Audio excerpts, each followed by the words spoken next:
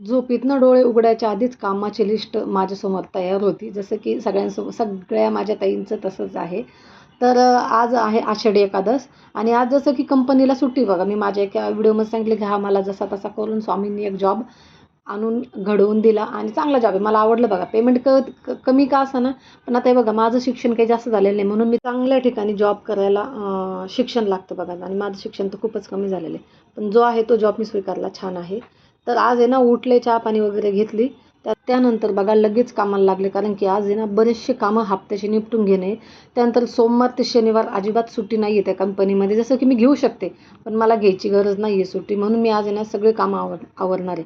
आणि तुम्हाला काय सांगू आज पुरा दिवस माझा कामामध्ये गेलेला आहे बघा. तर स्वच्छ घर वगैरे सगळं झाडून घेतलं. त्यानंतर घर पुसून घेतलं. गाडी होती तर गॅसचं पण आज निपटून घेतलं बघा. त्यानंतर आईने ना थोडं फराळाचं तळलं होतं ते खाल्लं. गॅस तर काय ना गॅस कधीही मध्ये संपून जाईल आणि गॅस अशा वेळेला संपतो. गॅसला माहिती असतं काय काय माहिती ज्यावेळेस सकाळ नाही तर संध्याकाळ स्वयंपाक करायच्या वेळेस.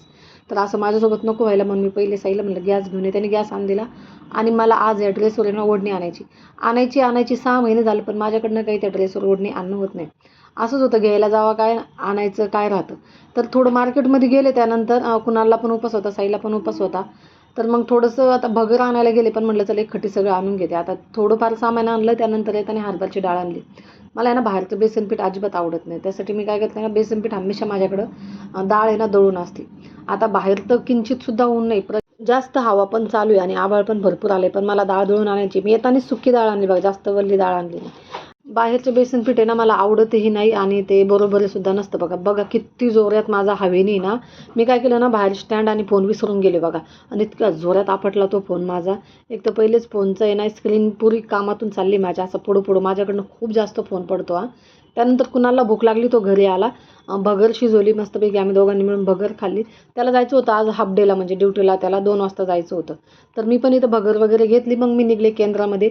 आता एवढा उपास तापास शिवाय मी घरी पण येईन मी केंद्रात जाणार नाही असं कधीच होणार नाही. केंद्रात म्हणजे मला असं आहे ना ते केंद्रात आल्याशिवाय माझा काय माहिती दिवस अजिबात कटत नाही आणि तिथनं आल्यावर आहे ना मला खूप छान वाटतं.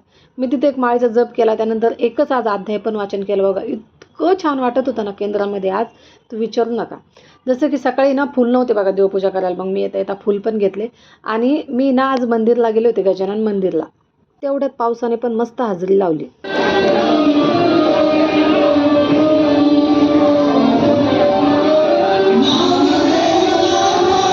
विठ्ठलाचा हा अभंग आहे ना मला खूप जास्त आवडतो बघा. तर आता इथं फोन वगैरे अलाउड नव्हता तर मी गजानन महाराजची अशी व्हिडिओ शूटिंग केली.